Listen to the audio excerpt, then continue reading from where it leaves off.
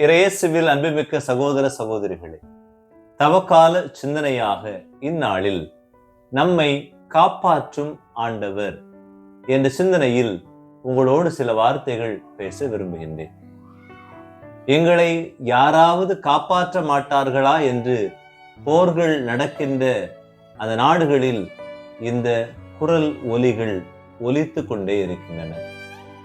எங்களை யாராவது காப்பாற்ற மாட்டார்களா என்ற குரல் ஒலியானது இங்கு வன்முறைகளும் அடக்குமுறைகளும் பலாத்காரங்களும் நடக்கின்ற இடங்களில் ஒலித்து கொண்டே இருக்கின்றன. எங்களை யாராவது காப்பாற்ற மாட்டார்களா என்று ஒடுக்கப்பட்டோருடைய ஓலக்குரல் கேட்டுக்கொண்டே இருக்கும். எனவே அன்பிற்கினியவர்களே, இந்த காப்பாற்றுங்கள் காப்பாற்றுங்கள் என்று கதறுகின்ற மனிதர்களை எல்லாம் இறைவன் காப்பாற்றுகின்றார். இந்த உலகில் வாழுகின்ற மனிதர்கள் ஒருவேளை நம்மை காப்பாற்றவில்லை என்றாலும் இறைவன் நம்மை காத்துகின்றார், நம்மை பயன்படுத்துகின்றார், பாதுகாக்கின்றார். திருப்பாடல்கள் 121:5 சொல்லும், ஆண்டவரே உம்மை காக்கின்றார், அவர் வலப்பக்கத்தில் உள்ளார், அவரே உமக்கு நிழல் ஆவார்.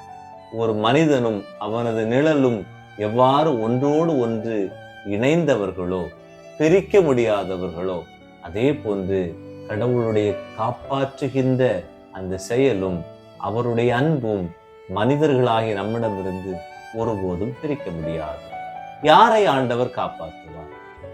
எப்படி அவர் காப்பாற்றுவார்? எந்தெந்த நிலைகளில் அவர் இந்த செயலை செய்கிறார் என்பதை நாம் பார்ப்போம்.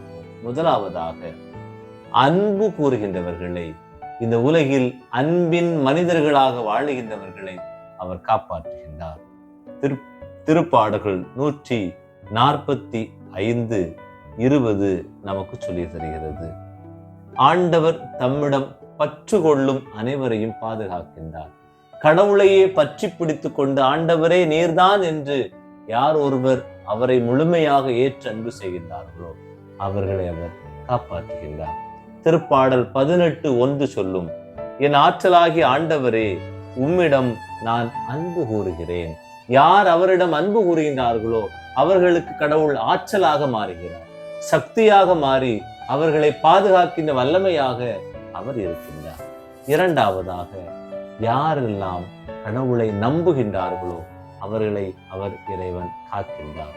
திருப்பாடல் 16:1 சொல்லும், இறைவா என்னை காத்தருளும், உம்மிடம் நான் அடைக்கலம் புகுந்துள்ளேன். ஆண்டவரே நீர்தான் என்று, ஆண்டவரே நீரே என்று சரணாகதியாக அவர் திருப்பாதத்தில் விழுந்து பணிந்து அவரையே இறுக பற்றி பிடித்துக் கொண்டிருந்த மனிதர்களை அவர் காப்பாற்றுகின்றார். மூன்றாவதாக, அயல் நாட்டவரை அவர் காப்பாற்றுகின்றார். பல்வேறு நாடுகளில் புலம்பெயர் மனிதர்களாக வாழுகின்ற அகதிகள் அதிகரித்து கொண்டே இருக்கின்றார்கள். இவ்வாறாக புலம்பெயர்ந்தவர்களை, அயல் நாட்டவரை ஆண்டவர் பாதுகாக்கிறார் என்ற விவரியை நமக்கு சொல்லித் தருகிறது. திருப்பாடல்கள் 146:9 சொல்லும், ஆண்டவர் அயல் நாட்டினரை பாதுகாக்கின்றார், அனாதை பிள்ளைகளையும் கைம்பெண்களையும் ஆதரிக்கின்றார், பொல்லாரின் வழிமுறைகளை கவிழ்த்து விடுகின்றார். எனவே அயல் நாட்டினரை அவர் பாதுகாக்கின்றார். அதிலும் குறிப்பாக அனாதை பிள்ளைகள், கைம்பெண்கள், கைவிடப்பட்ட மனிதர்களுக்கு அவர் ஆதரவாக இருந்து அவர்களை என்றும் பாதுகாத்து கொண்டிருக்கின்றார்.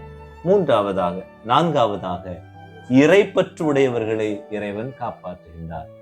ஆண்டவர் மீது வெறுமனே பற்று, வெறுமனே அன்பு இருக்கக்கூடாது, மாறாக அவர் மீது இன்னும் அதையும் தாண்டி ஜெபம் கலந்த, அவர் மீது பக்தி உணர்வோடு நாம் இருக்கின்ற மனிதர்களை அவர் காக்கின்றார். திருப்பாடல் 97:10 சொல்லும், அவர் தம் பற்றுமிகு அடியார்களின் உயிரை பாதுகாக்கின்றார், பொல்லாரின் கையினின்று அவர்களை விடுவிக்கின்றார். எனவே யாரெல்லாம் ஆண்டவரின் அடியவர்களாக, ஆண்டவரே நீர்தான் என்று அவர்களை இறைவனுக்கு அடிமைகளாக மாற்றுகின்றார்களோ, பக்தி உணர்வோடு, இறை உணர்வோடு, இறை அச்சத்தோடு வாழுகின்ற மனிதர்களை எல்லாம் இறைவன் பாதுகாக்கின்றார். இறுதியாக நேர்மையாளர்களை இறைவன் பாதுகாக்கின்றார். திருப்பாடல் 34:19-20 சொல்லும். நேர்மையாளருக்கு நேரிடும் தீமைகள் பல, அவர்களின் எலும்புகளை எல்லாம் அவர் பாதுகாக்கின்றார். இந்த உலகில் வாழுகின்ற நேர்மையான மனிதர்களுக்கு வருகின்ற சோதனைகள், வேதனைகள், கஷ்டங்கள் அனைத்தையும் ஆண்டவர் பார்க்கின்றார்.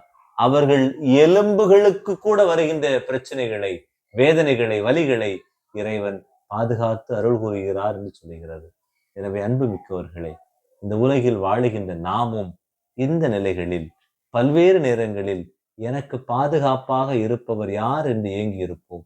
எனவே நாம் நேர்மையாளர்களாக இருந்தால், நாம் அயல் நாட்டவரை, புலம்பெயர்ந்த மனிதர்களை அன்பு செய்பவர்களாக இருந்தால், இறைப்பற்று உடையவர்களாக இருந்தால், இறைவனை நம்புபவர்களாக இருந்தால், எல்லாவற்றுக்கும் மேலாக அன்பின் மனிதர்களாக இருந்தால் இறைவன் நம்மையும் காப்பாற்றுவார்.